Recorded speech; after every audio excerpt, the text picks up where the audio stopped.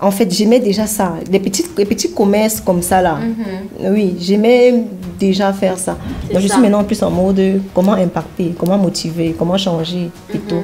Et le cinéma était genre, ok, voilà une plateforme, un endroit où tu peux te placer là et passer le message. Les gens vont t'écouter. Donc le premier titre qui me vient en tête, c'est ce titre-là.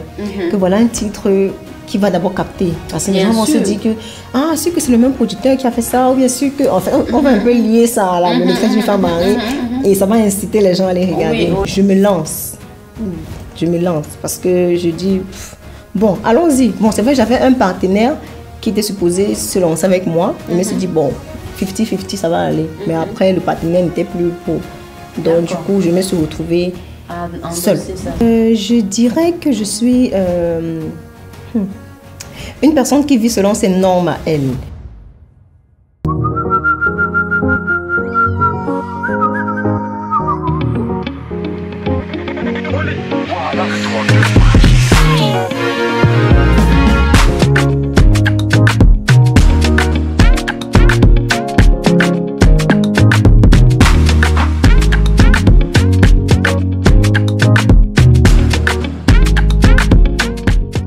Salut à tous et à toutes et bienvenue dans ce nouvel épisode de Focus Time, émission dans laquelle je vous présente un profil particulier, une personne que je trouve importante à partager, à présenter ici avec vous, de par son parcours, de par son histoire et de par tout simplement ce qu'elle a à raconter et à nous partager. Je suis Sorel Foudio et aujourd'hui je m'intéresse au profil de Stéphanie Macaulay. Je l'ai appelée l'entrepreneur aux multiples facettes parce qu'elle fait vraiment beaucoup de choses et j'espère qu'on aura l'occasion de découvrir tout ceci au courant de l'épisode.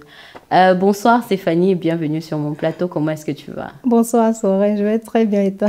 Ça va très bien.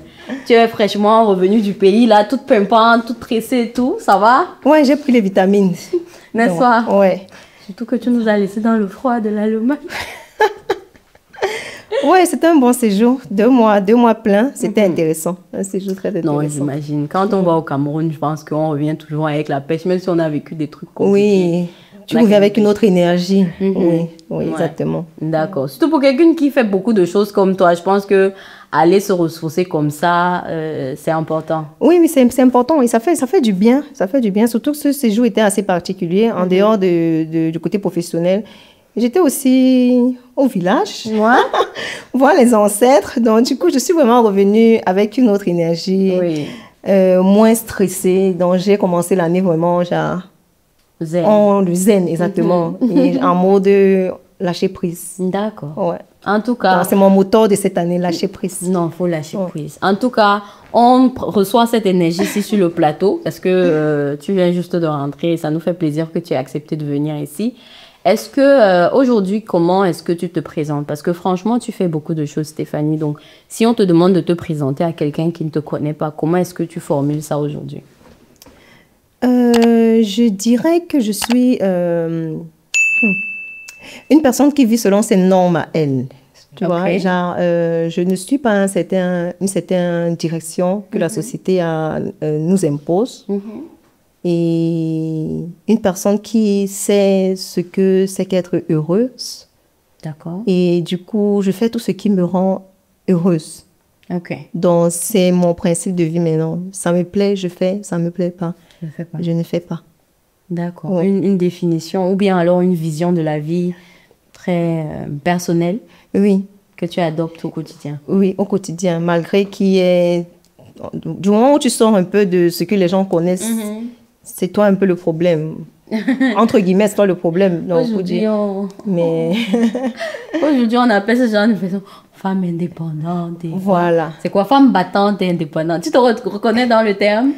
Ou bien c'est déjà tellement mal utilisé que... Oui, c'est mal utilisé. Ça commence à... Oui, malheureusement, c'est mal utilisé. Normalement, ce sont des belles expressions, mais malheureusement, qui sont utilisées genre un peu de façon ironique. Plutôt. Oui. Donc, ça, du coup, tu pouvais dire que non, je ne suis pas femme battante et indépendante et financièrement stable et qui n'a besoin de rien. Non. Non, parce que ça a perdu sa valeur. C'est vrai, je te comprends. C'est un peu comme le thème influenceuse aujourd'hui. Exactement. C'est un peu parti dans tous les sens. Alors qu'en soi, tu as des vrais influenceurs qui font de la vraie influence, Exactement. c'est des influenceurs Exactement, en fait. oui. Et c'est nécessaire. Mais bon, est-ce que tu peux nous, avant qu'on ne parle vraiment de tes activités, est-ce que tu peux nous dire un peu qui est Stéphanie au fond? Comment était ton enfance? Comment est-ce que tu as grandi? Parce que tu as une fibre entrepreneuriale qui est vraiment très ancrée en toi, de par les activités que tu mènes aujourd'hui et malgré tous les obstacles auxquels tu peux faire face. Donc moi, je me dis que peut-être si on va chercher dans le passé, on peut trouver les raisons de ça. Peut-être ça avait déjà été sémé. Est-ce qu'il y a quelque chose dans ton passé qui te permettrait aujourd'hui de dire que c'est de là que c'est parti? Je pense déjà, après, c'est ma pensée personnelle que soit on est avec cette capacité-là, soit on la développe. Okay. Donc, moi, je ne sais pas si je suis née avec ou si je l'ai développée avec le temps. Ou, parce que souvent aussi, il y a des capacités qu'on a, mais le fait qu'on soit né dans un mauvais environnement, ça ne permet pas parce qu'on exprime ça. Donc, du coup, moi, j'ai une enfance normale. Bon, genre, avec les parents qui travaillait, la maman travaillait, mais le papa était entrepreneur, par exemple. Donc, ce qui fait qu'après la maman, quand elle arrête de travailler, elle se lance aussi un peu dans l'entrepreneuriat. Parce que l'entrepreneuriat, c'est quoi? Même les mamans qui vendent au marché là et tout, c'est ça. Bien sûr. Donc, sauf que maintenant... Tu es ton propre chef. Exactement. Donc, moi, je faisais des petites activités, mais les parents n'étaient pas d'accord. Parce que je ne sors pas d'une famille démunie. Ce qui fait que quand le parent te voit vouloir aller vendre ici ou vouloir faire ça, c'est un peu genre, tu veux me souiller. Oui, tu veux me souiller, ouais, tu veux me rabaisser, tu manques de quoi et tout. Parce que la dernière activité que je fais au pays avant de partir, c'était le call box. Ah, ouais. Okay. Je lance le call box, j'achète tout le matériel, tout. Je vais commencer et mon papa me dit non. Tu vas pas faire le call box, tu vas pas aller t'asseoir au Carrefour. Maintenant, tous les hommes vont venir te parler, comment et tout. Du coup, j'ai dû employer quelqu'un. Ah bon? Je vais déjà acheter tout. Je ne peux pas imaginer que mon papa allait refuser que je me lance dans le call box. Il y avait une vacancière au quartier qui était arrivée. Du coup, voilà, j'emploie donc la petite que, bon, vraiment, j'ai moi le call box parce que je ne sais pas comment je vais faire. Du coup, au quartier, les gens m'appelaient la bosse. Non, mais tu avais déjà ça. Que la bosse, ouais. Et après, il y avait une petite boutique au quartier abandonnée là. Les week-ends, je coiffais. Okay. Parce que j'aimais déjà beaucoup la coiffure, uniquement les rastas. Dans les week-ends, je prenais le banc, la chaise là, je coiffais tous les gens du quartier et tout. Moi, je me coiffais déjà seule. En fait, j'aimais déjà ça. Des petits commerces comme ça là. Oui, j'aimais déjà faire ça. Très naturellement. Donc, tu n'avais pas l'impression que ça te venait de... Il y a quelqu'un qui a fait et ça t'a inspiré? Non. Tu es donc né avec, comme tu disais au début, qu'il y a certains qui naissent avec et d'autres qui acquièrent ça en grandissant. Oui, mais sauf qu'au pays, on voit beaucoup. Quand tu vas au pays, tu vois beaucoup d'enfants avec des choses sur la tête, là, tu vois. Du coup, qu'est-ce qui manque? C'est le fait qu'ils soient pas nés dans... Ils n'ont pas pu exploiter ça autrement, ils n'ont pas pu développer ça, je sais pas. Donc, c'est vrai. Du coup, c'est difficile de savoir. Assez débrouillard. Franchement, c'est... D'ici, de là à ce que quelqu'un vende, même à l'école, dans les lycées, il y avait toujours des gens qui vendaient des caramels. Oui, je vendais aussi ça. J'achetais le lait, je venais... Tu vois, ça, c'est déjà... Je vendais en classe et tout. Effectivement, à la pause, là, on prend un verset, on s'entasse sur le banc de tel. C'est parce qu'en fait, elles vendent les croquettes. J'avais oublié l'autre là, mais moi. Ben oui, et ça, c'était déjà des personnes que, si tu regardes aujourd'hui sur la majorité, je pense qu'ils ont une activité quand même entrepreneuriale à côté. Je pense qu'on a ça dès la naissance, c'est certain, je me dis. Ok, et quand tu arrives donc ici en Allemagne, à quel moment tu renoues avec l'entrepreneuriat? Quelle est la première activité hors norme que tu lances? Alors, quand j'arrive en Allemagne, il n'y a rien. Du coup, tu arrives dans un autre environnement où le but, c'est d'abord, l'objectif, c'est d'abord de fréquenter. C'est ça. De finir avec l'école et tout. Donc, du coup, j'entre dans le même monde de vie que tout le monde, quoi. Donc, je vais à l'école, je fais le bachelor, je fais le master et tout. Mais après, j'ai fait mon tout premier stage quand j'étais en bachelor dans une entreprise allemande. C'était ma toute première fois d'entrer dans une entreprise. Et c'était en allemand, bien sûr. Et je me sentais un peu... pas très à l'aise. Okay. J'ai l'impression tu es assise dans les réunions, là, on parle... Tu comprends un peu, mais tu n'arrives pas à t'exprimer. C'est bizarre. C'est bizarre. Je me dis, sûrement c'est l'allemand le problème et tout. Je cherche un autre stage. Quand j'étais en master, je trouve encore un stage à Francfort. C'est pareil. Tu as le même sentiment. Tu as le même sentiment. En fait, tu n'es pas... Je suis quelqu'un déjà qui parle beaucoup, qui parle beaucoup, qui s'exprime beaucoup. Donc, je ne suis pas quelqu'un de retiré, casanière ou bien timide et tout. Donc, tu te retrouves en train d'être timide plutôt. Je ne sais pas si c'est la timidité ou c'est l'influence ou c'est le manque de confiance en soi, je ne sais pas. Je me dis, ça veut dire, je ne peux pas travailler dans une firme en allemand. Je me dis, OK, après le master, il faut que je cherche un travail en français. Oui, et je ne peux pas aller en France. Je dis, je vais rester en Allemagne. Je cherche une entreprise où je peux m'exprimer en français. Et je trouve. On m'a dit, il y a tout en Allemagne. Donc, du coup, j'entre dans une entreprise où je travaille purement en français. Ah bon? Et avec tes collègues aussi? Avec les collègues. C'était une entreprise franco-allemande. C'était par team. On avait la Italie, Espagne, France. Donc, moi, j'étais dans la team française. D'accord. Où ça va, c'est mieux. Oui. Parce que là, maintenant, on est dans des réunions où tu peux t'exprimer.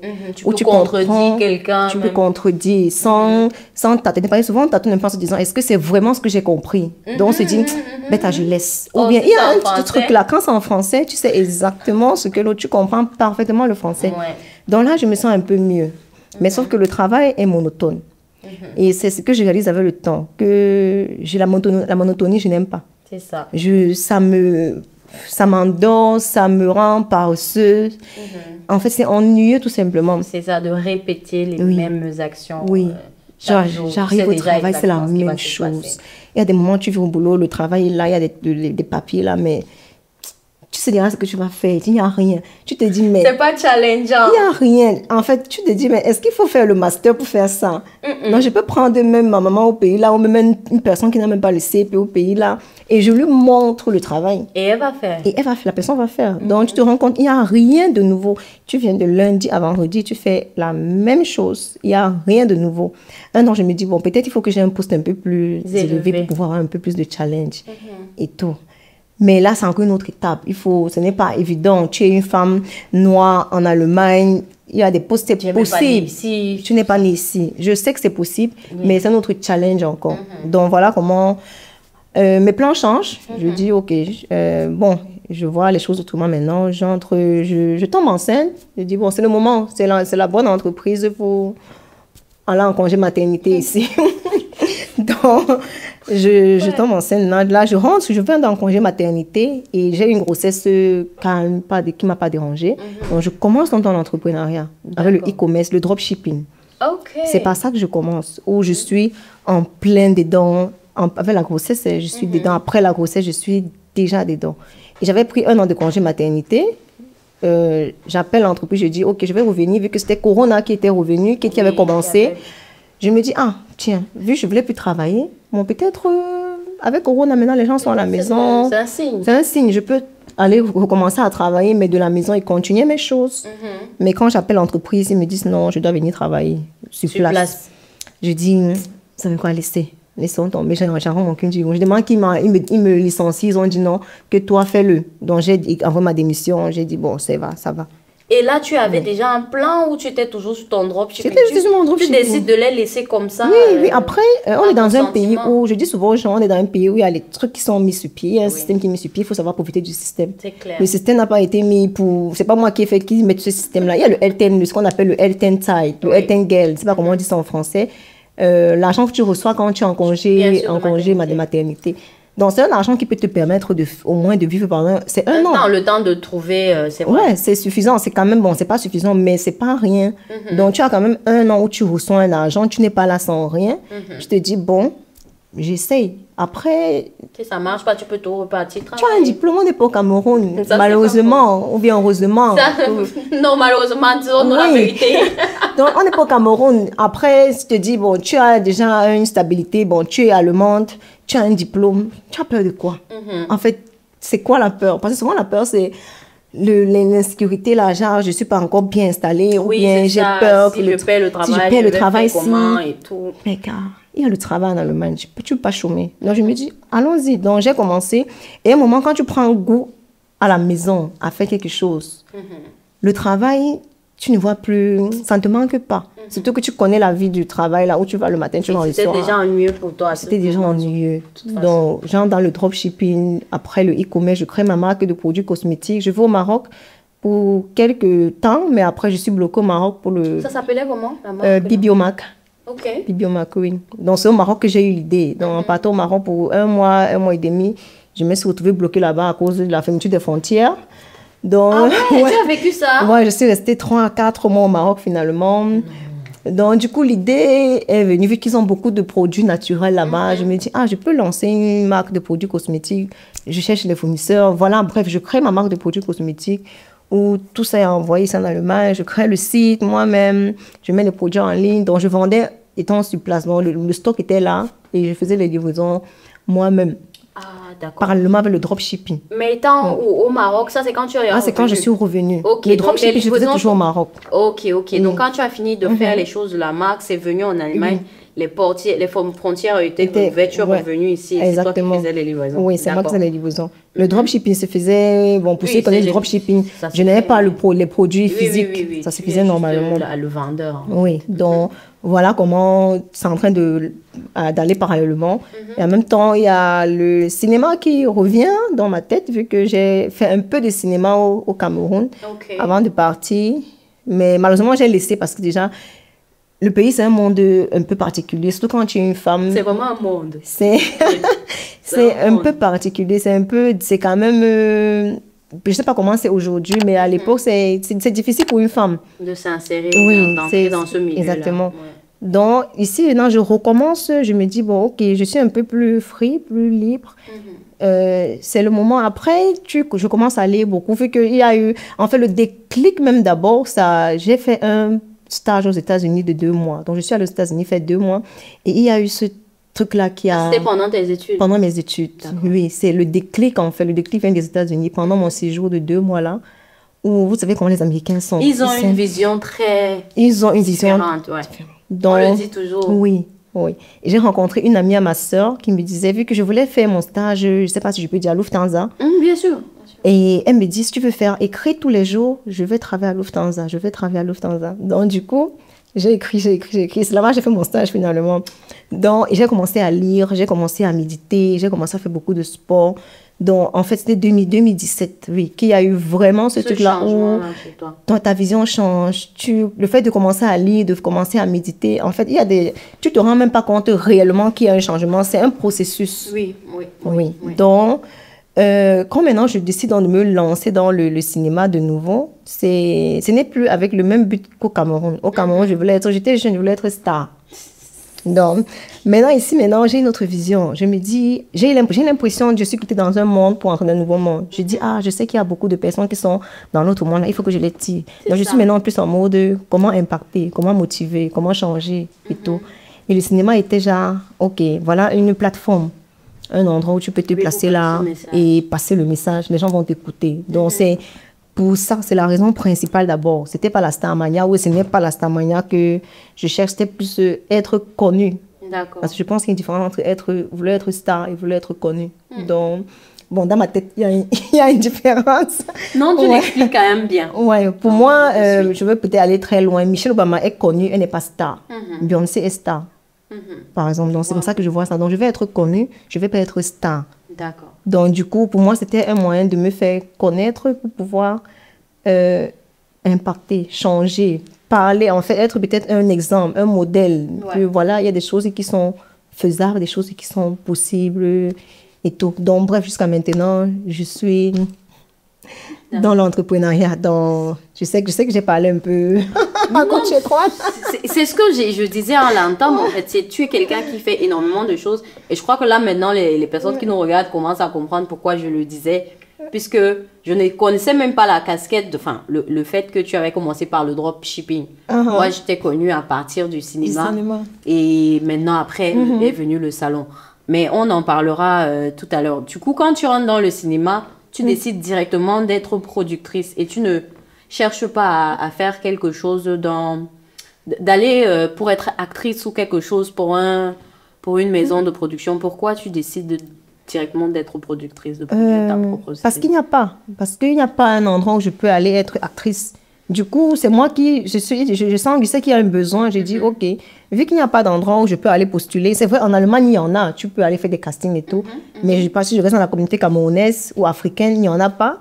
Donc, je crée. Okay. Je crée, ça permet que des gens qui veulent aussi viennent être acteurs et moi-même qui veux aussi être actrice, Je le suis aussi en même temps. Donc, ta maison aujourd'hui s'appelle Smart Movie Production. Et la première production, c'était L'amant d'une femme mariée. Ok. Donc, je pense que le nom, là, normalement... Tout le monde devrait connaître. Tout le monde devrait connaître. Ça doit en dire vraiment beaucoup de choses à ceux qui nous écoutent parce que c'était un rendez-vous hebdomadaire. Ouais, chaque dimanche. C'était un rendez-vous hebdomadaire. Est-ce que tu peux nous raconter un peu rapidement comment tu penses à cette idée? Pourquoi cette idée, ce titre de l'amant d'une femme mariée comme série? Qu'est-ce qui vous a ou t'a inspiré à écrire ça? Le titre... Bon, pour être honnête, c'est un truc que j'avais jamais prévu de dire aux gens. Ah bon? Ouais. Pardon, dis-nous. Et que j'avais même dit à l'équipe que ne parlons pas. Donc, petit moment dans ce moment-là, mais qu'est-ce que celle-là fait? En fait, pour être honnête, le titre, je ne sais pas si vous avez connu la série La maîtresse d'un homme marié. Oui. Moi, j'ai regardé ça. Ouais. Donc, moi-même, je n'ai pas regardé ça juste à la fin, mais j'ai entendu parler. Je sais que c'est une série, les gens ont beaucoup regardé. Donc, quand je décide de lancer une première série, créer une maison de production, je pense directement dans le premier titre qui me vient en tête, c'est ce titre-là. Que voilà un titre qui va d'abord capter. Parce que les gens vont se dire que, sûr que c'est le même producteur qui a fait ça, ou bien sûr que, en fait, on va un peu lier ça à la maîtresse d'une femme mariée, et ça va inciter les gens à les regarder. Oui. Donc, le titre, c'est vraiment ça. En fait, c'était pas que j'ai vécu une histoire particulière avec, non, c'était vraiment... Donc, c'était purement stratégique. Oui, c'était stratégique. Non, c'est très, très intelligent. De toute façon, on vit dans un monde où on ne crée rien de zéro. Oui, tout est déjà là, il faut seulement il faut s'inspirer, on prend ici et puis on ne s'inspire que des grands et de ceux qui ont fait de bonnes choses. Si ce n'était pas bon, tu ne t'en serais pas inspiré. Exactement. Et c'est un honneur. Donc, oui, ok. Et donc là, tu décides de faire ça et quel a été le plus difficile quand tu commences Comment est-ce qu'on met sur pied une maison de production, le matériel, les équipes, les acteurs? Comment est-ce que ça se fait? Bon, le début était plutôt simple comparé à l'après. Le début, c'est genre, quand tu veux commencer un projet, bon, quand tu es encore nouvelle dans ce monde, dans le monde de l'entrepreneuriat, tu abordes tes amis. C'est quand tu as l'expérience maintenant que tu sais que les amis... Il faut les laisser. C'est une leçon. C'est une leçon. Oui, tu abordes tes amis, voilà. J'ai abordé mes frères, mon frère, ma soeur, ma copine. En fait, 2-3 personnes, voilà, ils étaient tous intéressés, tous d'accord. Des personnes que j'avais abordées peut-être 3-4 ans auparavant, plutôt. Ok. Mais sauf que, bon, ils n'avaient pas adhéré. Là, on était en 2020. Il y avait maintenant, c'était Corona. Les gens étaient sur YouTube et tout. Donc, c'était un peu l'heure. Maintenant, voilà, c'était le bon moment. Donc, ils ont accepté. On s'est lancé. Hein. On a dit, OK, bon, voilà. On a commencé, écrire du scénario.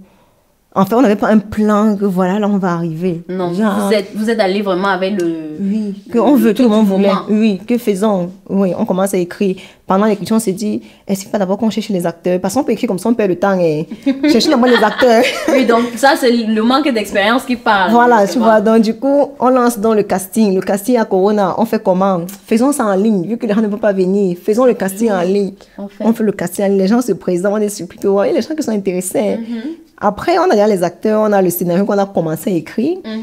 Maintenant, on rencontre les acteurs, maintenant qu'on a sélectionné là, on distribue les rôles, on fait le programme de quand ça va commencer, comment les tournages vont se passer et tout et tout. Tout est bien. Les débuts là sont vraiment, tout le monde est content. Les acteurs même sont super contents parce que c'était genre, on voulait depuis et maintenant vraiment merci, on a trouvé une opportunité. Cette plateforme et tout, de nous exprimer. Exactement. Et puis beaucoup de gens veulent aussi être stars. Oui, beaucoup de gens veulent être stars. C'est une opportunité de briller, d'être sur les feux des projecteurs. Exactement. Donc, mais le plus dur maintenant, c'était l'après. Bon, non, genre, tu as déjà le fait qu'on vive en Allemagne où les gens sont un peu dispersés. C'était ça la plus grande difficulté. Où tu dois réussir à réunir tout le monde. Oui. Un week-end. Des gens qui travaillent, il n'y a personne qui est en Allemagne là, qui ne fait rien exceptionnellement. Et il faut manager les gens, manager les humains. Il faut être très stratégique. Donc, ne pas... Enfin, on ne prend... Quand tu es, entre parenthèses, le chef, tu ne prends pas parti. C'est vrai, tu ne peux pas, tu dois fédérer. Oui, tu ne peux pas dire oui, voilà et tout. Parce que même souvent, entre les acteurs et les membres du staff, il peut y avoir des problèmes. On vient te voir, il faut toujours savoir comment parler pour ne pas dire que tu as tort, tu as raison et tout et tout. C'est pas, on n'est pas en couple ici. Donc, du coup, il faut savoir comment gérer. Donc, c'était ça qui était difficile. Gérer les rendez-vous avec les acteurs qui venaient de partout. Gérer les humains. Parce que si ceux qui ont l'œil vont voir que durant la série, il y a eu des changements, il y a eu des trucs. peut-être on peut se dire que oui, c'était écrit, c'est le scénario. Non, c'est par rapport Au comportement. au comportement. Et j'aimais souvent dire sur scène que personne n'a sa place assurée ici. Quelqu'un nous a appris ça. Hein? Voilà, il y a une personne qui a sorti cette phrase-là, donc j'ai Oui. recopié. Donc pour dire, à tout moment, tu peux mourir, Tu une voiture peut bouges. te cogner. C'est ça. Tu bouges, je te dégage. Voilà. Tu Donc- veux, tu descends. Exactement. C'est clair. Donc, c'est ça la difficulté. C'est ce qui fait que quand il y a des changements, ça vient, il faut réadapter le scénario. Un temps, on avait décrit, parce qu'on se disait, en écrivant juste à la fin, c'est une perte de temps. Oui, parce des que choses arrivent. celle qu'on avait dit, elle va se marier, elle peut énerver, elle meurt même entre-temps, là. Tu as écrit déjà jusqu'à la fin, tu viens encore, donc C'est ça. c'était compliqué. On vit aussi, nous, dans le staff, on est séparés, ce qui fait que pour écrire, on se retrouvait souvent là, le samedi, de 8h à 16h. Hein. Oui, parce qu'on est 4 personnes à écrire, Oui.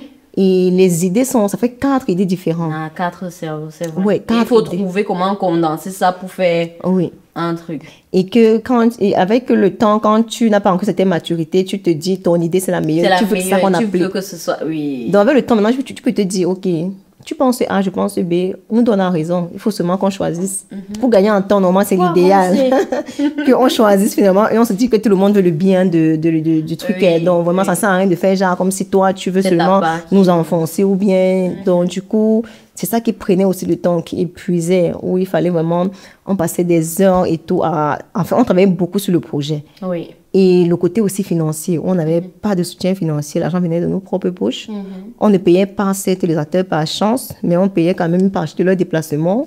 On gérait le logement, la nutrition, Le déplacement. ouais, le déplacement et tout, une partie quand même.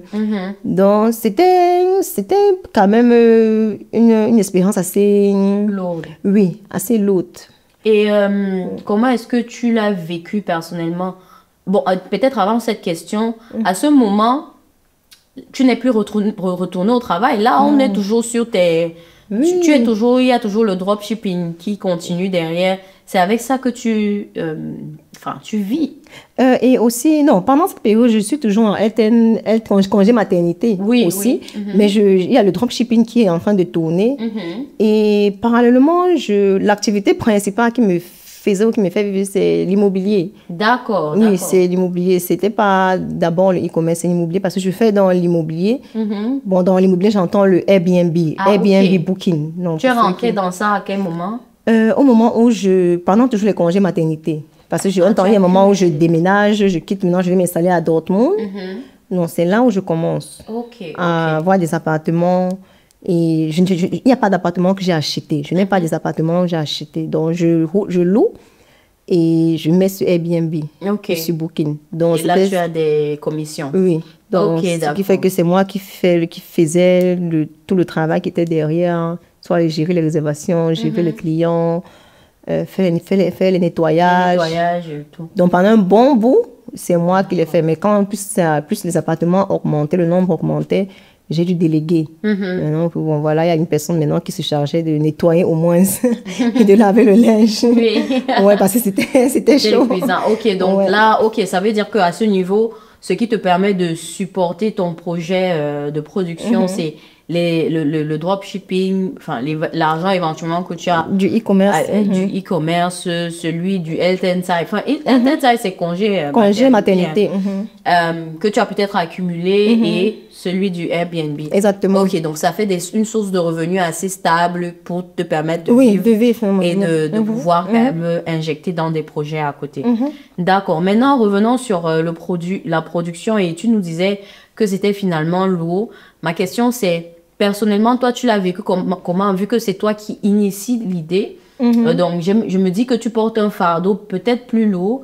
Comment est-ce que tu le vis? Est-ce que tu te retrouves en train de regretter d'avoir lancé ça, soit avec ces personnes, soit à ce moment-là? Non, je ne regrette rien du tout. Avec les personnes, non, parce qu'on est resté, on a tenu. Oui. Oui, c'est clair qu'il y a eu, normal, des hauts et des bas. Si même les couples mariés, on les pourrait. Voilà, donc. Mais on a tenu, ça veut dire que maintenant, là, je pense, il y a des gens qui sont venus, qui sont sortis. Des gens qui n'ont malheureusement pas été connus, mais là, je pense que là, maintenant, on connaît quand même déjà le l'équipe, quand noyau. même, oui. Donc, C'est vrai. du coup, à un moment, il y a un noyau qui reste, et c'est le noyau là qui est le plus important. On sait que, bon, ok, vraiment, on va se discuter et tout, mais on est là. On aime ce qu'on fait. On n'est pas là pour l'argent. Donc, il n'y a aucun regret. J'étais plutôt très, très contente du résultat. Parce que souvent, quand on se lance dans un projet, c'est soit tu te lances et tu te dis, ah, ça va cartonner, donc tu es trop sur du toit.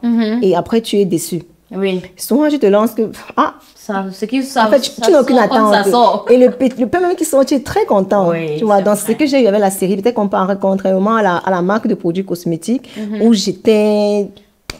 Pour moi, en fait, je venais révolutionner le monde avec mes produits cosmétiques. C'était dans le rêve, tu avais créé la marque, quoi. J'étais dans le rêve, mais ça n'a pas pris comme je pensais. Et ça a été un choc parce que quand je lance ça, c'est déjà, je prends toutes mes économies pour mettre dedans. Et que j'ai hésité, je fais comment et tout. Parce qu'en ce moment-là, j'étais entre l'achat d'un appartement où je devais mettre l'apport personnel et lancer ma marque. Donc, j'étais dans un dilemme. J'appelle 2-3 personnes, je demande, je fais comment. Après, j'ai dit, je lance ma marque de produits cosmétiques. Donc, voilà comment j'ai envoyé l'argent. Et donc, elle n'existe plus aujourd'hui? Après, j'ai dû envoyer tous les produits au Cameroun pour les liquider un peu vite avant que ça ne s'expire. Mais non, là, je vais relancer vu que maintenant, j'ai un endroit un peu plus stable où je pourrais exposer, oui. Mais sinon, ça n'a pas pris. Donc, pour dire, en fait, voilà un projet où je rêvais et ça m'a déçue. Et il y a le projet du cinéma où c'était, tu fais sans vraiment avoir d'attente. Mais le peu qui est venu, qui est quand même ressorti là, c'était déjà, ah, wow, je ne savais pas que les gens allaient percevoir ça comme ça. Donc, c'était assez intéressant. Et le fait de rencontrer les gens, te dit, ah, j'aime ce que vous faites, j'aime ce que... Ça fait chaud au cœur, ça fait plaisir. Des petites paroles comme ça, rien du tout. Quelqu'un te dit en passant, mais qui te booste encore. Tu vois, juste une phrase, ah, j'aime ce que tu fais. Juste une simple phrase. Un peu quand souvent je fais le jogging, là, je cours. Je vois une personne, elle me dit, ah, c'est bien, c'est bien. Si je comptais m'arrêter là, je vais encore me faire 2 kilomètres. Donc, parce que ça t'a reboosté. Ça t'a, justement. Donc, du coup, avec le SMP, je n'ai pas de regrets. J'étais très, très contente du résultat. Oui, justement, en parlant même de ce résultat, enfin, je trouve que tu es quand même assez modeste dans tes paroles parce que on n'a jamais vu, il faut le dire, on n'a jamais vu une série qui est produite ici en Allemagne et qui a eu le succès que L'amant d'une femme mariée a eu. Maintenant, on dira que peut-être le nom, on sait que les Camerounais sont un peu, ils aiment bien quand on les titille. Le titre est vraiment, c'est quelque chose qui intrigue énormément. Mais au-delà du titre, je crois que si ce n'était que le titre, on serait venu que pour les premiers épisodes. Mais si on regarde les statistiques de ces épisodes jusqu'à la fin, c'est très constant. C'est quand même de beaux chiffres. Oui, pour un début. Pour un début, pour une première fois, pour des novices, pour des personnes qui n'avaient jamais fait ça, qui n'avaient jamais existé sur la plateforme YouTube. Pour un début, franchement, je pense que c'est à féliciter. Et c'est une série qui, si on avait des Oscars déjà dans notre communauté ici, je pense qu'elle aurait été nominée, tu vois. C'est juste que voilà. Ce côté-là n'a pas encore bien évolué dans la diaspora. On avait reçu quand même un Oscar. Ah, voilà. Oui, un prix. Oh, malheureusement, j'ai oublié le nom, vraiment, désolée. C'était un événement à Düsseldorf.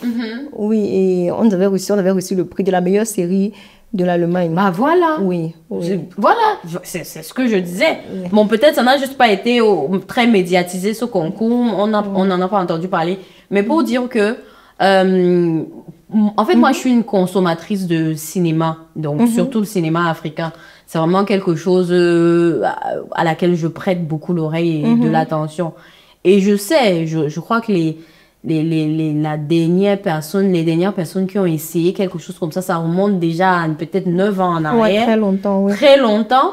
Et pour ce que ça vaut, ça n'avait même pas l'écho que L'amant d'une femme mariée a eu. Donc, franchement... Vous pouvez célébrer ça parce que...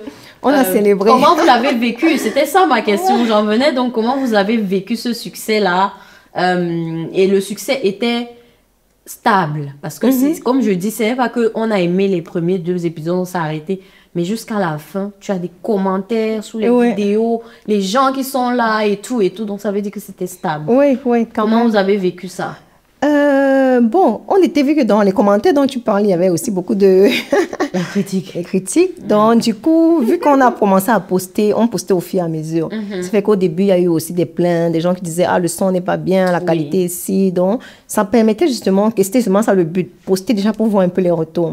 Donc, à travers ces retours-là, il y a aussi des gens qui ont dit, ah, on s'est amélioré. Nous, on voyait qu'on s'améliorait. Oui, oui. Si on trouvait que le son n'est pas bien, du coup, sur le plateau, on se disait, bon, il faut maintenant faire comme ça. Même les acteurs, souvent aussi, parlaient quand même que, bon, c'est pas mieux de faire comme ci ou comme ça, là, et tout. Donc, on s'est amélioré avec le temps. Donc, si quelqu'un est vraiment à regarder jusqu'à la fin, il verra qu'il y a une évolution considérable. C'est vrai.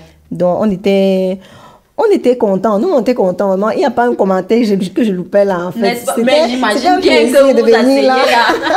Lire les commentaires, répondre et tout et tout. Ouais. Non, mais franchement, c'était vraiment un très beau rendez-vous. Moi, je ne le manquais pas.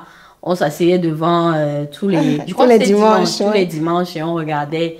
Et il y avait des personnages là-bas, vraiment, ouh là là, je ne pourrais jamais les oublier en tout cas. En tout cas, Kwedi qui est assis ici, c'était un personnage vraiment très, très, très compliqué. Et puis, tu nous as montré tellement de facettes. Il y avait, en tout cas, mes personnages préférés, c'était Kwedi oh, j'oublie toujours son nom, le Bantou. Le Bantou. Comment il s'appelait? Seoé.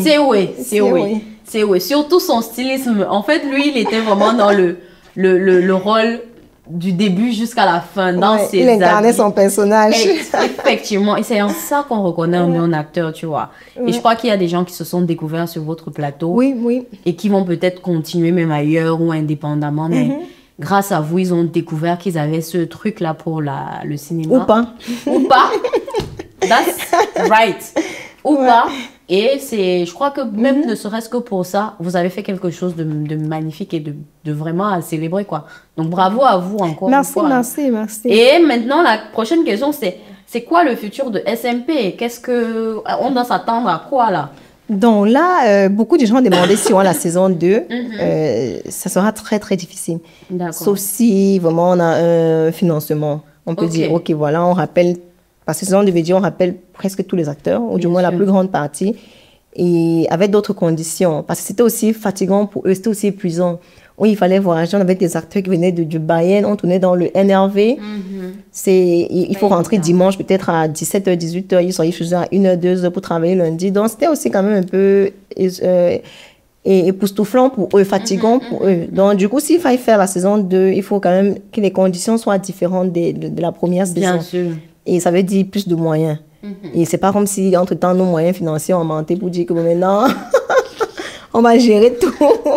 Et on va vous payer encore pour le travail fait et tout. Donc, la saison 2, c'est posé de côté, c'est en stand-by. À tout moment, on peut faire. Mais la créativité, je veux dire, l'équipe créative est là pour nous sortir un... Oui, exactement. Ok. Donc là, on est sur notre projet plutôt de film, un film d'abord, plus simple, parce que la série, c'est long. On a fait 54 épisodes, si je ne me trompe pas. C'est long, on a tourné ça peut-être en plus d'1 an. Oui. C'est fatigant, ça épuise. C'est un moment quand tu attends qu'on a tournage le week-end prochain, tu veux te suicider. Parce que le fun qu'il y avait dedans, au début ça part un peu. Oui. C'est plus en fait, ça devient le travail. Ça devient le travail. Et quand tu ne vois pas une rémunération derrière, c'est plus difficile à c'est plus lourd à supporter. Donc, du coup, là, on est sur un film qui est un peu plus simple. Donc, c'est sur le projet sur lequel on est en train de travailler maintenant. D'accord. Ouais. On attend ça alors. On attend ça en 2025. Salut les amis, ici Sorel Foudio, votre présentatrice et animatrice préférée. Pardon, j'ai entendu la phrase là quelque part, j'ai ce moment. Aujourd'hui, je reviens parce que voilà, il y a des personnes parmi vous qui ne le savent pas. Mais je suis désormais auteur, je sais pas comment on dit ça quand une femme, je crois que c'est auteur, d'un livre, un petit livre que j'appelle aussi un guide pratique qui s'appelle Les 10 commandements de la scène. Les 10 commandements de la scène que voici, c'est un livre que j'ai écrit l'année dernière et qui est sorti en juin 2024. Et il traite des questions de la prise de parole en public. Ce que j'ai fait, c'est rassembler mes expériences et tout ce que j'ai appris pendant mon parcours sur le digital ou en présentiel dans les cérémonies que j'ai eu à organiser ou à animer. J'ai rassemblé tout ceci en 10 commandements qui sont aussi donc 10 conseils pratiques. J'insiste sur le mot pratique parce que ils peuvent être utilisés par tout le monde. Que vous soyez dans le domaine professionnel, le domaine personnel ou alors n'importe où, que vous soyez un étudiant, un travailleur, un entrepreneur, vous avez toujours besoin à un moment donné de vous exprimer devant un public. Et ce public peut être virtuel ou il peut être physique. Tout ça, c'est le public. Et ici, je vous donne 10 astuces que j'utilise constamment et chaque jour lorsque j'ai des prises de parole à préparer devant des gens ou tout simplement devant ma caméra. Je vous incite donc à le commander sur Amazon. Il est disponible sur Amazon. Et pendant toute cette période, je vous mettrai la date ici. Il sera réduit à 50%. Donc, vraiment, allez chercher et vous m'en direz de nouvelles. Bisous. Ciao. Possible. Je ne vais pas faire des promesses. Mais vous y travaillez activement. Nous sommes dessus, donc ça va sortir un jour. Ok, de toute façon, on est là. Quand vous devez l'avoir sorti, la marque Famarieux, voilà. Vous ne saviez pas. On ne savait rien. Donc, on est resté, c'est venu nous trouver. Donc, de la même façon, je pense que voilà, on accueillera ça. Ok, c'est très, très intéressant. Maintenant, allons peut-être sur ta casquette donc, de coiffeuse. Parce que après ça, tu as évolué, tu nous as ouvert un salon. Est-ce que tu peux nous parler donc de ça? À quel moment est-ce que tu décides d'ouvrir un espace de coiffure? Et pour quelle raison? Bon, déjà, j'ai un petit fils de 4 ans, il a bientôt 5 ans. Brian, celui que j'appelle mon futur projet Mbappé. Donc, lui, je vais souvent le coiffer. Oui. Et il n'y a pas d'endroit pour le coiffer, normalement, d'endroit adéquat. Donc, je vais toujours le coiffer dans... Il y a un afro shop dans ma ville. Derrière. Oui, au sous-sol et tout. Ce qui fait que, un moment, je me dis... Moi-même, je me coiffais tout dans les afro shops. Quand j'ai commencé à travailler, parce que quand j'étais étudiant, on se coiffe entre nous, les étudiants et tout. Mais après, plus tu évolues, plus il y a des choses que tu ne veux plus faire. Bien sûr. Donc maintenant, tu cherches un salon de coiffure, mais tu trouves pas un truc vraiment décent. Parce qu'à un moment, tu es même prêt à payer pour t'asseoir d'un endroit comme ça. Tu vois, mais il n'y a pas. Il y a l'argent, mais il n'y a pas l'endroit. Donc, du coup, je me dis, pourquoi il n'y a pas un salon approprié? Pourquoi il n'y a pas un bon truc? Un peu comme les gens se posent la question aujourd'hui, pourquoi il n'y a pas un bon restaurant camerounais? Oui, la question. On se pose souvent, mais personne ne fait. Il y a personne qui... Personne ne fait finalement. Donc, c'est là où je pense, je cause avec mon petit frère, il me dit, si tu ouvres un salon ici, là, tu vas te faire de l'argent. Du coup, j'y pense. Et un matin, je me dis, bon, ok. L'année a commencé, dans mes projets, je mets création du salon. Je fais le business plan, je dis, le salon là, et je pensais seulement coiffure, mais c'était unique. Comment ça fait? À la base, toi, c'était pour résoudre ton fils. Oui, c'était que vraiment, on doit coiffer les hommes. Oui. C'était ça mon problème. Donc, quand je fais le business plan, une simulation comme ça, je dis, mais les gens qui font le salon là, ils font comment? Pour vivre. Parce que je ne vois pas à quel moment tu gagnes l'argent. Je ne vois pas, je dis, mais tu vas payer le loyer. J'aurais dû me loyer 400 €. Je dis, mais ils font comment pour vivre? Même si 500 personnes viennent se coiffer là, j'ai fait les équations, j'ai vu que non, on n'a pas donné. C'est pour ça qu'ils cumulent toujours, non? Ils ont l'afro shop et puis il y a un petit coin là-bas, on dit rase-toi. Exactement, c'est ça que je me dis, donc, ok, il faut donc que je mette autre chose. C'était les produits. Il faut que je fasse aussi la coiffure des femmes. Donc le projet évolue.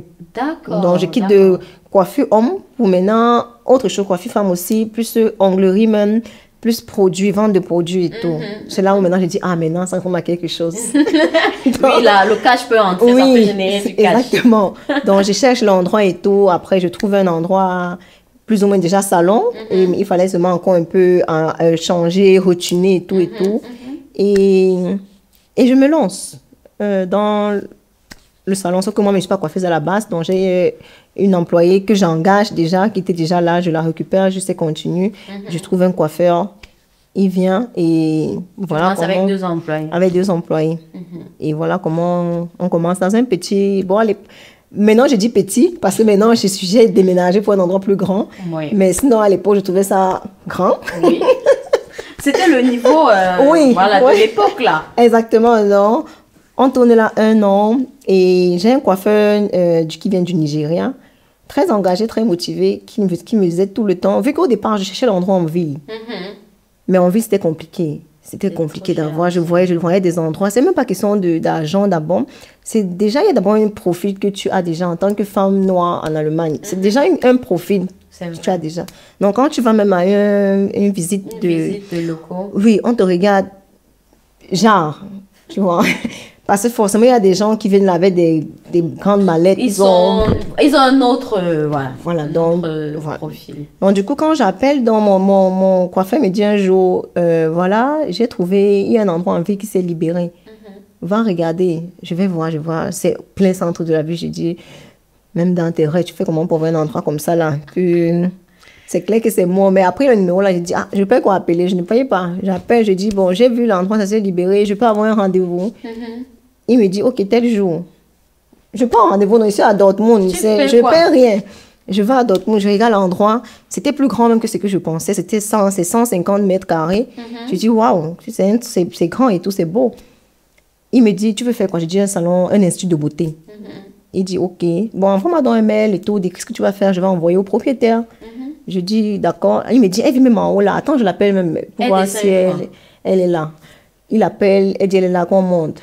OK. Du coup, je suis venue en mode pour visiter. Maintenant, je me retrouve en de monter chez la propriétaire. Elle était dans son bureau avec son mari. Et à côté du local même, il y a un afro-shop à côté qui fait aussi la coiffure. Donc la dame, maintenant, quand je lui dis ce que je vais faire, elle dit, il y a des gens à côté là-bas.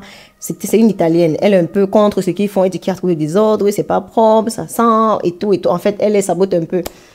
Et elle se dit, c'est la même chose sûrement que tu vas me ramener là. OK. Donc, moi, je commence donc maintenant à descendre mes frères noirs. Que non, ce qu'ils font là, c'est pas bien. C'est pas normal. Mais madame, eux n'ont pas étudié.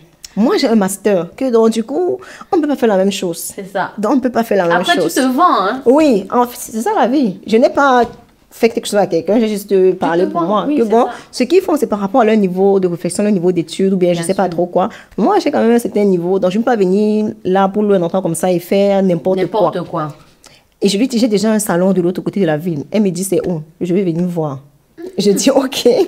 Elle prend rendez-vous. Elle vient voir le salon que je gère actuellement. Oui, elle regarde avec son mari. Ils sont venus à 2. OK. Ils ont regardé, ils ont visité, dit que OK.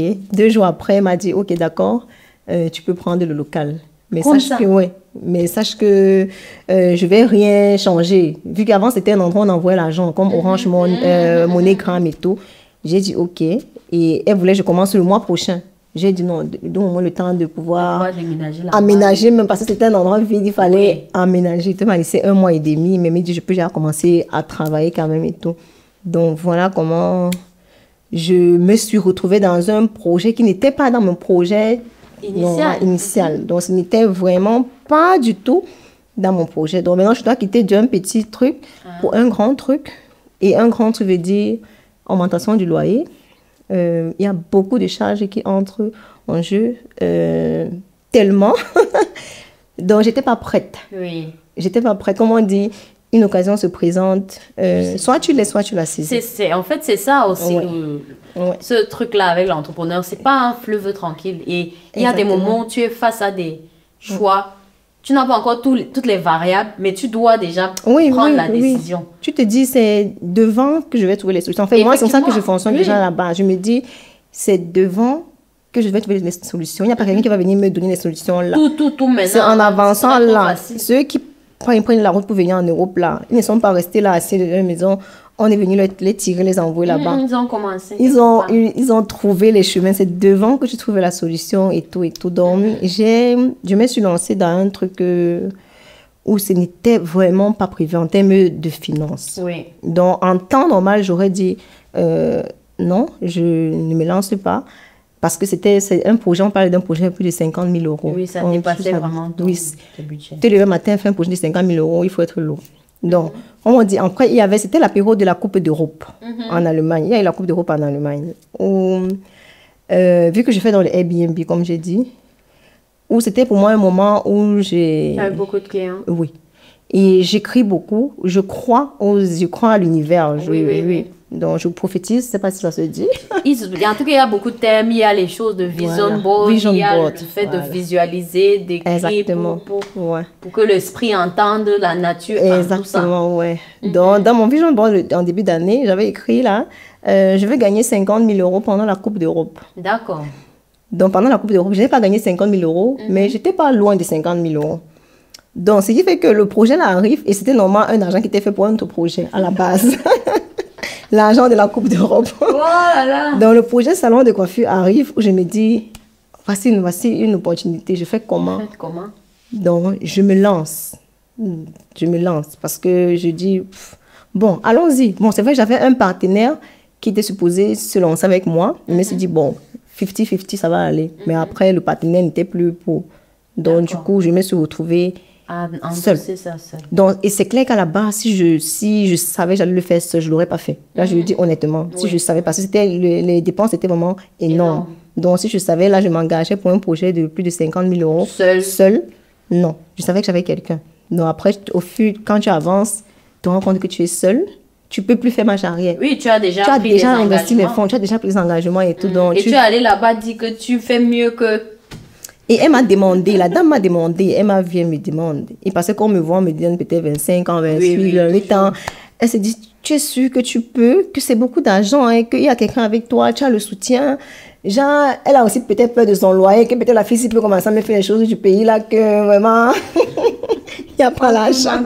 Oui, donc je lui dis, je peux. Alors là, tu vas seulement tout dire, parce que tu veux le local. Bien sûr.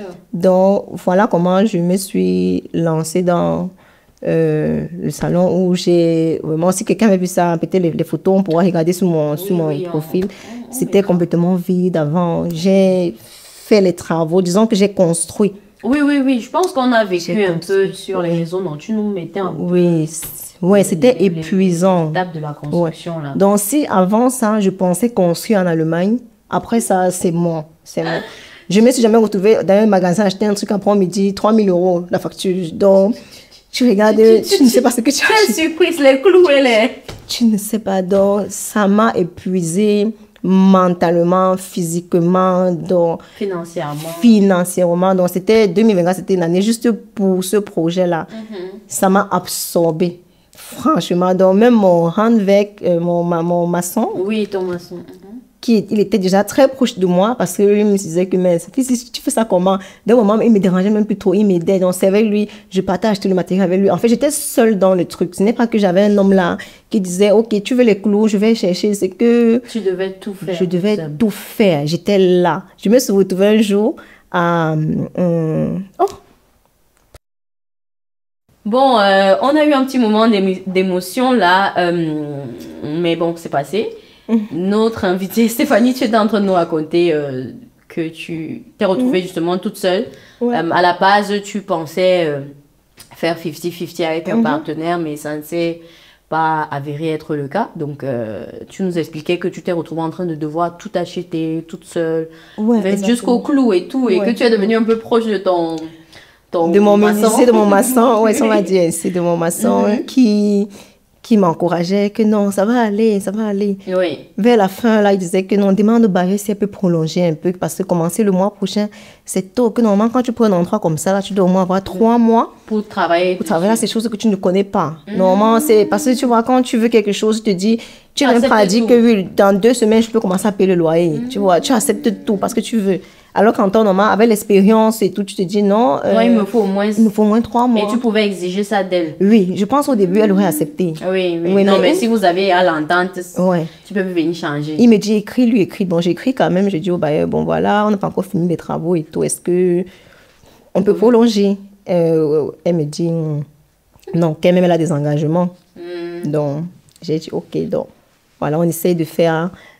comme on peut, sauf que c'était lourd, c'était assez lourd quand même, où vraiment, tout était sur toi, il n'y a pas un truc que tu peux déléguer à quelqu'un, que voilà, fais ci, pendant que je fais ça. En fait, quand on est dans un projet en groupe, c'est plus facile de manager. Même la pression est partagée. Oui, c'était vraiment sur toi et tout. C'est mon maçon là qui était la personne qui... Il te motivait. Ouais, il me motivait. Et il était... normalement, ce que normalement j'aurais pu lui donner, après il a revu un peu le prix. Il a aussi un peu baissé un peu toutes ses attentes qu'il avait, genre que oui, pour te faire ça, il faut que tu payes. Parce que les maçons, c'est ça, les murs, c'est ça. Et chaque même pour la peinture sur le mur, ça c'était pas prévu, il faut payer. Pour faire ça, il faut payer. Oui. Donc, il a un peu revu, il a changé parce qu'on était un jour dans un magasin en train de faire les achats. On achète, il dit qu'il faut ça, il faut ça, il faut ça. Et après, j'étais ce mal acheté assise là, assise, je commence à pleurer, il me regarde, il se tourne. J'ai sans transition, quoi. Oui. C'est comment? C'est quoi? On avait fait les courses, non? Il fait les courses, que tu pleures, pourquoi? Je lui dis que c'est beaucoup. Oui. Que... Et il dit quoi? Il dit quoi? En tout cas, il y a pas de souci. Et puis lui, il t'encourage, il continue à t'encourager, je suppose. Ouais, je pense que c'est après ce jour-là qu'il a...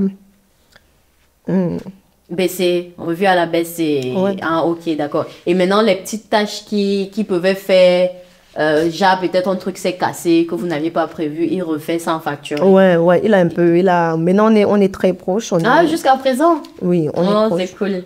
Souvent, on partait manger ensemble et tout. Donc, c'est un blanc qui parle bien allemand, mais on se comprenait. Tu sais, les maçons, là, c'est tout un peu... Oui. Ouais. Donc, après, c'est passé. On a commencé, vu que le mois avait déjà commencé, c'était en octobre. Maintenant, on a commencé au milieu du mois, finalement, où il fallait quand même payer tout le mois, le loyer, normalement. Oui. Quand tu dis on a commencé, tu parles de l'ouverture du salon? Oui, le salon a commencé. Donc, disons, j'ai ouvert les portes parce que... Oui, il fallait commencer. Il fallait déjà commencer à travailler et tout. Et surtout que de l'autre côté, c'était pas encore complètement fini. Oui, donc fermé et tout.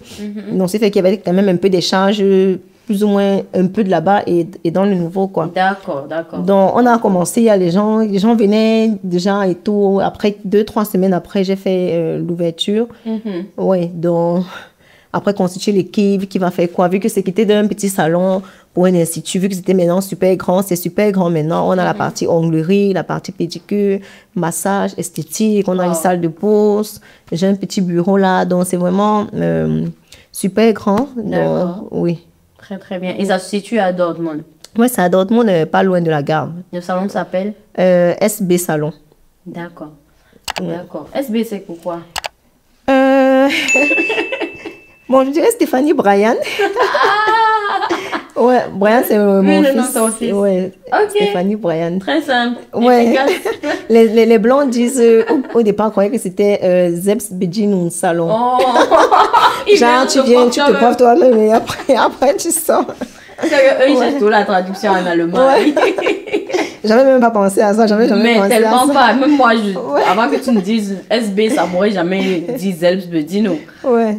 Les Selbstbedienung, pour ceux qui comprennent pas, ça veut dire self-service. Donc, ouais, exactement. Ok, ouais. Très très intéressant. Et donc, tu as fait l'ouverture en octobre et tu finis, enfin, je veux dire, jusqu'à présent, le salon est donc officiellement ouvert, celui d'avant est complètement fermé, oui. Et ça va bon train avec les équipes. Cette fois-ci, on est toujours dans le management finalement. Oui. Tu manages de nouvelles équipes et tout. Oui. Ça se passe mieux, ça se passe bien. C'est assez compliqué aussi parce qu'on est dans un domaine où on a déjà affaire à un certain genre de personnes, une certaine mentalité et un certain niveau académique. Au Cameroun, par exemple, si je regarde dans le cas du Cameroun, tu peux facilement trouver des personnes avec un master, une licence dans la coiffure. Bien sûr. Parce que les conditions t'obligent à faire n'importe quoi. Parce qu'il faut vivre. Mais ici, tu verras rarement quelqu'un avec un certain niveau. Bien sûr. Dans la coiffure. Pas dans la coiffure. Tu fais quoi? Donc, du coup, tu as affaire à des personnes avec un niveau intellectuel un peu bas. Un peu bas. Où c'est toi le problème. Enfin, moi, c'est ça que je dis. En fait, c'est toi, parce que c'est toi qui dois te mettre à leur niveau. Ouais. Ils ne peuvent pas arriver à ton niveau. Mais toi, tu peux. C'est un peu comme tu causes avec quelqu'un qui ne parle pas bien le français. N'essaie pas de lui parler ton grand français. Mets-toi à son niveau. C'est vrai. Parle-lui de tout ce qu'il puisse comprendre ce que tu veux, ce que tu dis. Oui, puisqu'à la fin, c'est des équipes, tu as besoin de communiquer. C'est eux qui sont à la charge des clients. Donc, exactement. Au final... Ouais. Où tu dois manager, tu dois apprendre, tu dois lui dire comment parler au client. Peut-être souvent, tu es là, tu observes comment peut-être une coiffeuse parle avec le client. Quand c'est ta chose, ça te fait un genre. Tu dis, mais pourquoi elle parle comme ça? Elle peut gérer ça autrement. Donc, du coup, tu leur apprends un peu comment se comporter avec le client. Oui. Ou même dans l'enceinte, même. Genre, tu ne dois pas être sur un client, et téléphoner, parce que ce n'est pas bien. Tu vois, il y a une qui a tous ses écouteurs, elle veut coiffer en téléphonant. Je lui dis, tu ne peux pas téléphoner. Tu vois, donc j'essaie de trouver le juste milieu sans être, je ne veux pas être le genre de chef où les emplois ont peur de toi, qui est en mode, non. Donc, je ris avec eux, je parle normalement, mais je trouve vraiment le juste milieu. Qu'on ne soit pas trop amis et qu'on ne... que je sois pas aussi trop dur. Oui, donc on est là, on s'entend bien. Donc, c'est la difficulté que j'ai quand même aussi. Trouver les employés, c'est difficile parce que tu as beaucoup de gens qui veulent travailler, mais qui vivent déjà du social. Donc, ils veulent bien travailler, mais ils ne veulent pas être officiellement employés.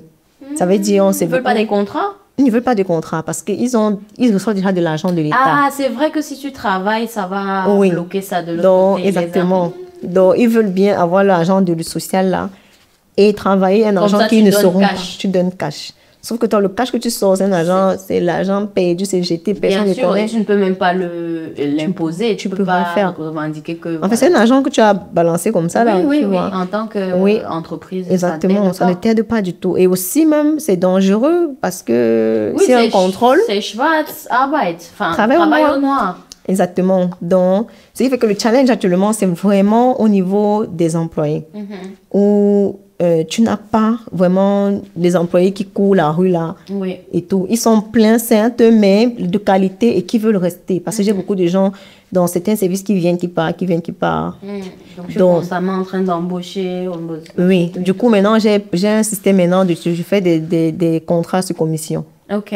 Donc là, c'est simple pour moi. Là, je dis, OK, tu viens travailler, je te paye la commission. C'est plus simple. Il y a des gens, il y a aussi des services comme peut-être des microblading ou des extensions qui ne sont pas des services qu'on demande au quotidien.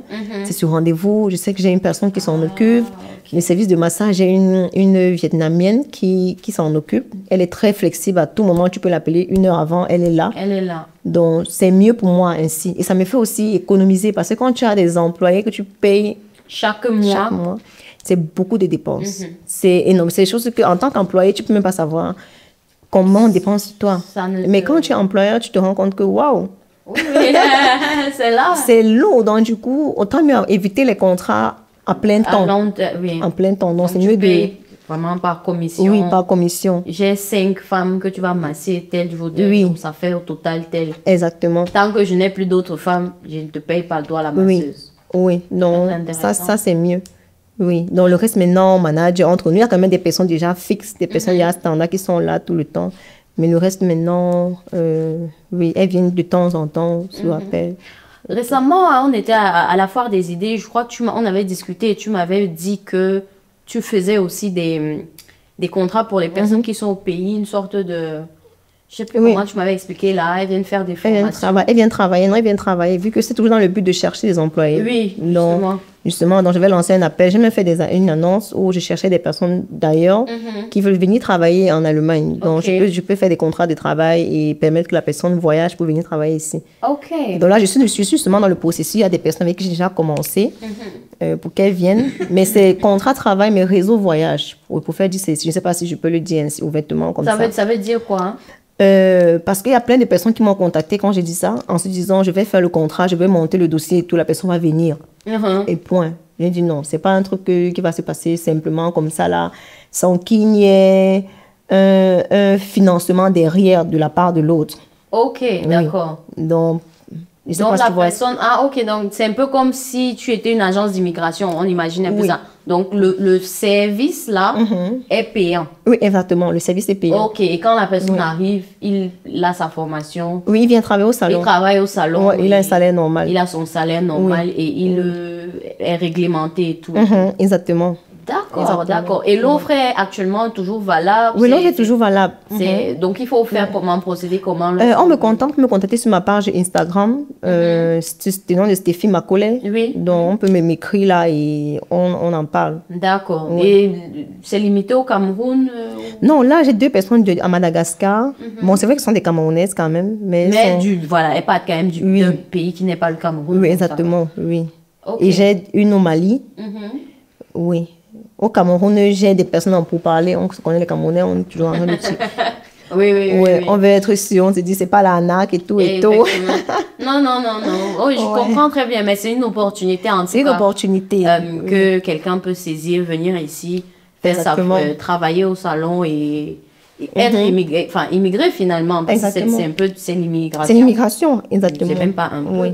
Oui. Très, très intéressant. Exactement. Donc, tes challenges aujourd'hui, si tu devais un peu jumeler avec tout ce que tu fais, les obstacles auxquels tu fais face aujourd'hui, tu réussis à les braver. Est-ce que tu as un soutien familial? Est-ce que de côté famille, comment c'est est-ce que tu as toujours du soutien depuis que tu as lancé toutes tes différentes entreprises ou bien comment ça se passe? Oui, le soutien, oui, la famille, je n'ai pas quand même une famille qui est contre moi, qui me combat, en fait. Donc, c'est vraiment très ouvert. Tu vois, j'ai ma soeur qui me soutient beaucoup, j'ai mon petit frère qui est là, ma petite soeur, la maman. En fait, tout le monde quand même va dire que mon papa qui est un peu... Il faut même travailler 10 ans avant de te lancer dans l'entrepreneuriat et tout. Et toi, tu as laissé ça. C'est déjà un chemin, je dirais non retour, mais après, on ne sait jamais. On ne sait jamais. Tu as toujours ton diplôme. À tout moment, vraiment, je peux repartir travailler. Donc, ça ne se périme pas. Je vais seulement faire encore me rafraîchir là, un recyclage. Et après, ouais. Donc, j'ai le soutien de tout le monde. Mais le quotidien, c'est moi qui vis le quotidien. C'est vrai. Moi, le quotidien, c'est moi. Donc, il faut être... Je fais le fait de faire plusieurs choses à la fois. Ça épuise un peu plus. Mais avec le temps, maintenant, je te dis, OK, je regarde ce qui est important. Oui, il y a plein de choses, il y a plein de projets durant l'année dernière où justement, dans lesquels je suis sortie. Oui, les projets que j'avais commencé, j'ai appelé, j'ai dit, bon, je ne peux plus. Parce que c'était la première fois, depuis que je suis en Allemagne, le mot stress, je ne l'ai jamais utilisé. L'année dernière, j'ai utilisé ce mot pour la première fois où je disais que, c'est chaud. C'est chaud, donc, ouais, j'étais stressée. Donc, du coup, il y a plein de choses que j'ai laissées. Je dis, maintenant, je me concentre sur 2-3 trucs là et je fais bien. Parce que le fait aussi de faire beaucoup de choses, ça fait que ça diminue ta efficacité. Merci beaucoup, c'est ça. Donc, maintenant, je suis un peu plus focus sur des choses. Je sais, OK, là, je suis plus obligée de tout faire, tu vois. Parce qu'il y a plein de gens qui t'appellent tout le temps. Il y a tel projet, il y a tel projet. Maintenant, on peut se dire que, celle-là, elle se sent déjà et tout. Mais c'est pas que je me sens, hein, c'est que... Tu peux pas te dédoubler, en fait. Tu peux pas te dédoubler. Et donc, tu n'as pas encore bien stabilisé un projet qui te tient personnellement à cœur et où tu as investi quand même beaucoup d'argent. Tu auras du mal à aller déployer ton énergie ailleurs. Oui, parce que le salon, déjà, ça épuise beaucoup. Surtout que tu as j'ai les clients qui sont nouveaux, qui aussi, il faut aussi les gérer. Parce que, tu vois, avant, il n'y avait pas un salon approprié, adéquat. Les gens peut-être se plaignaient, mais ils faisaient avec. Maintenant, maintenant, tu proposes un bon truc. Les gens maintenant sont exigeants. C'est un peu comme à la maison. On a le premier de la classe, le dernier de la classe. On est plus exigeant avec le premier. C'est vrai. On veut que tu fasses mieux. Donc, du coup... Je m'attendais à ce qu'il y ait... voilà. Il n'y a pas aussi ça. Il faudrait peut-être... Oui, non, du coup, tu as ce genre de commentaires là aussi où on va un peu critiquer ça, dit qu'il faut plus faire ça. Donc maintenant, on n'est plus satisfait de ça. Il faut donner plus, il faut faire plus. Communauté, là. Voilà, donc... C'est pour dire les choses. On est fort. Donc, c'est encore le challenge là où il faut maintenir ou bien évoluer pour garder ta clientèle. Bien que la clientèle n'est pas seulement africaine. Bien sûr. Elle est mixte. Donc, je reçois tout genre de personnes à l'Institut. Donc, c'est ça la difficulté en fait. Le salon actuellement, c'est un truc qui... Ouais, tant que ce n'est pas encore stable, je ne serai pas calme dans ma tête. Non, mais on te fait confiance pour stabiliser tout ça parce que tu as vraiment une force tu as un courage, une force de frappe, une limite, je sais pas. Enfin, franchement, on te fait confiance pour ça. D'ici la fin de l'année 2025, je pense que tu seras assise, tu vas te dire non. J'ai quand même bien géré cette année 2025. Oui, mais après, quand on se lance dans l'entrepreneuriat, il faut être prêt à l'échec. Donc, moi, l'échec ne me dit rien du tout. Moi, la seule chose dont j'ai peur, c'est la prison. Vraiment la prison, parce que la prison, je ne peux rien faire. Donc, sinon, tout le reste là, vraiment, on peut toujours se relever. Tu perds l'argent, ça ne marche pas. Tu te dis, bon, en fait, parce avant que ça ne marche pas, tu as eu d'autres opportunités. Tu as rencontré d'autres personnes. Et que sur ce chemin-là, il y a des personnes que tu as rencontrées.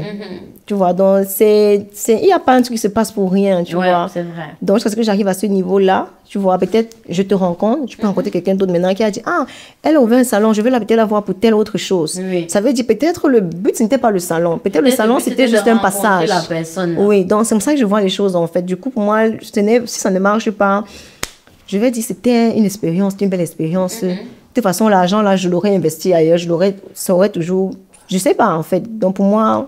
Ouais, non, je comprends bien ton mindset et je crois que c'est le mindset de beaucoup d'entrepreneurs à succès. Donc, voilà. Si aujourd'hui, on te demandait, tu préfères quoi entre être un employé Ouais. Chef, qu'est-ce que... Employé.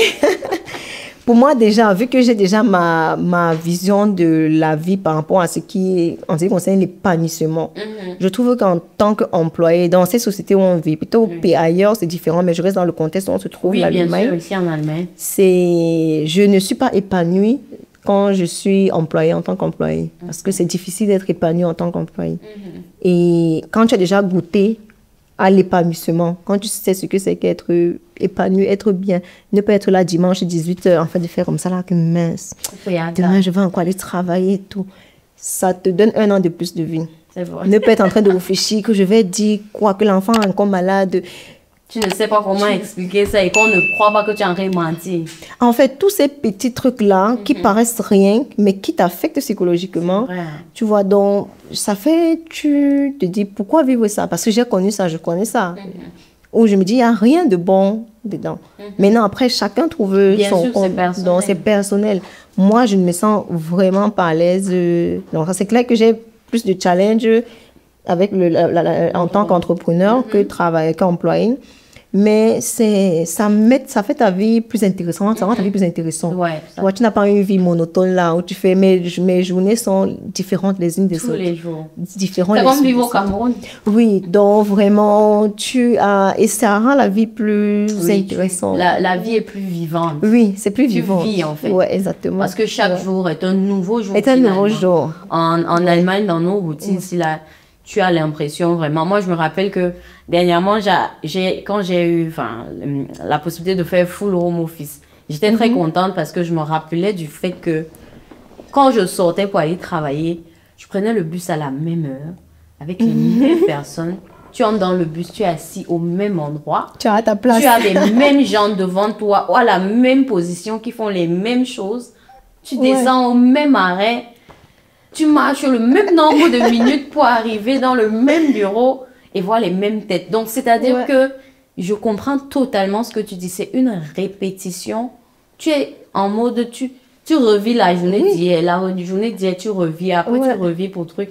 Et c'est pour ça que aujourd'hui, je ne peux pas laisser cette activité-ci que je fais parce que c'est dans ça que moi, je trouve ce tout équilibre-là, et que je réussis à balancer ou à ne pas trouver ma vie trop amère, ou trop monotone, trop monotone. Ou trop, parce que je sais que non, le week-end, je vais rencontrer tu vas faire ça, on va discuter, on va rigoler, on va truc, et puis voilà, ça va me challenger. Le week-end, je vais faire mon appel avec ma team, on va réfléchir sur le concept, et trucs. C'est ce challenge-là dont tu parles, et moi, c'est dans ça que je trouve ça, et je crois vraiment que voilà, les entrepreneurs ont besoin de ça. Soit à un niveau élevé, soit à un niveau... Mais quand tu as la fibre là, tu as besoin de ce truc qui est comme un exutoire où tu vas déverser toute la frustration de la vie. Exactement. Sans t'en rendre compte. Donc, je te comprends parfaitement. Nous arrivons tout doucement à la fin de l'interview. Avant d'arriver à la fin, la dernière question, on a une petite question qui s'appelle la question qui pique. Ok. Mais dans ton cas, ça sera une action qui pique. Et c'est tout à l'heure après le générique.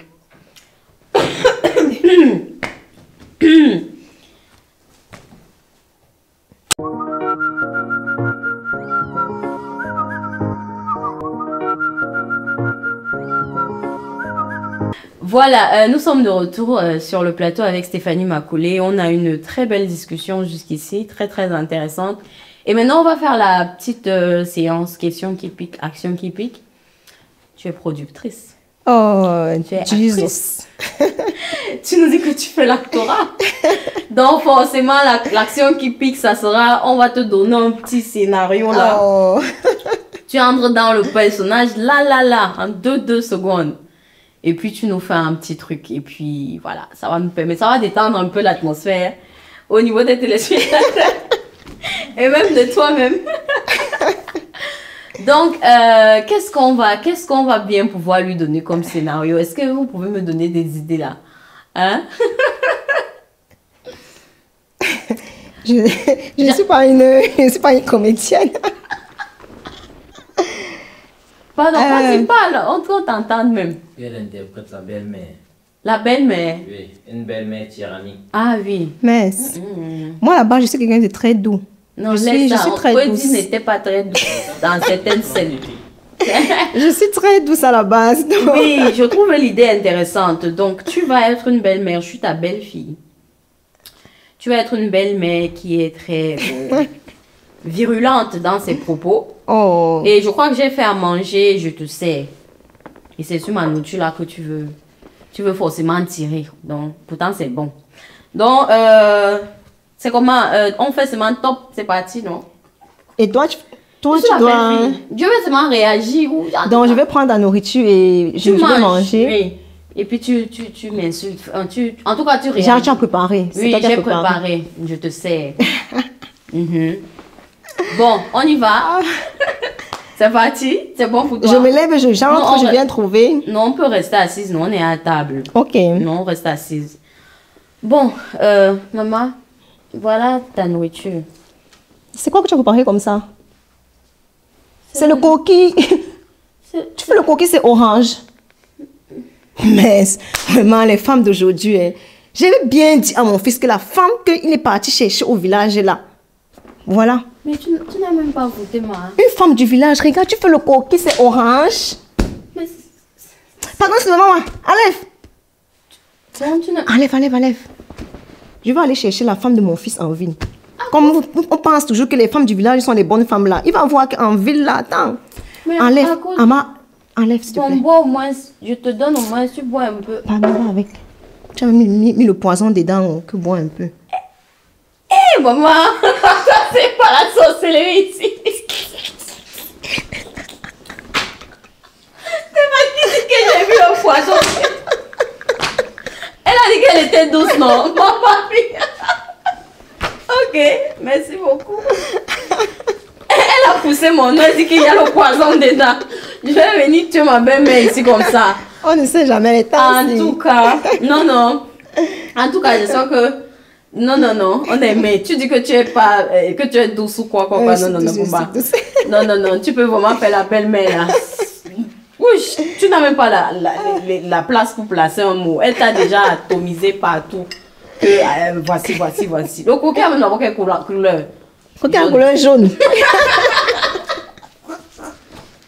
Je confirme. Non, c'est l'huile. Je voulais te dire que c'est l'huile, mais tu ne peux pas laisser le temps de parler.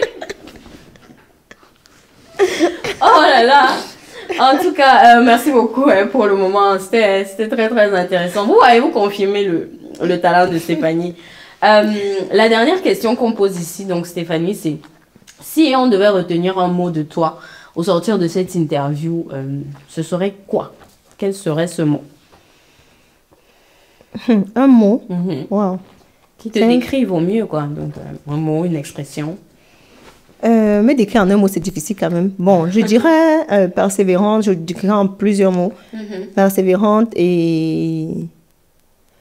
Surtout, je dirais peut-être une phrase, genre, on doit apprendre à faire ce qu'on aime dans la vie.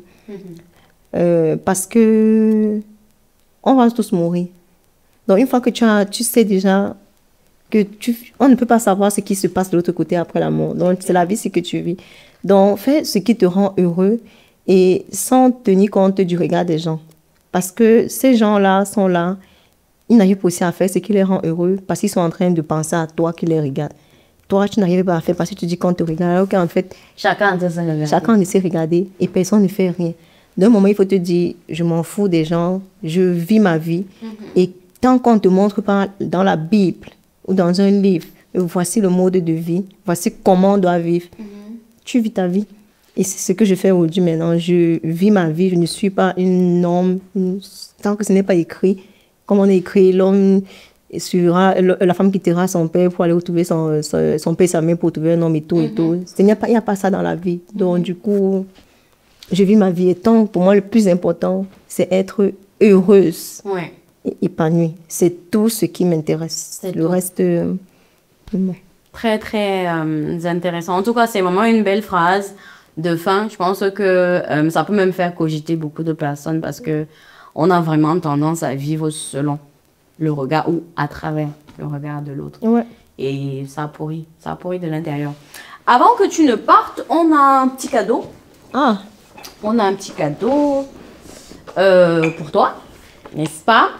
que tu peux bien déballer ici. Donc, on a enfin, il y a nous, il y a des petits sponsors, des personnes qui nous, qui aiment bien ce qu'on fait. Là, c'est mon livre. Je comptais l'acheter. Ah, merci. Donc, on a des marques qui ont, voilà, qui ont voulu partager un peu avec nous les produits qu'ils font.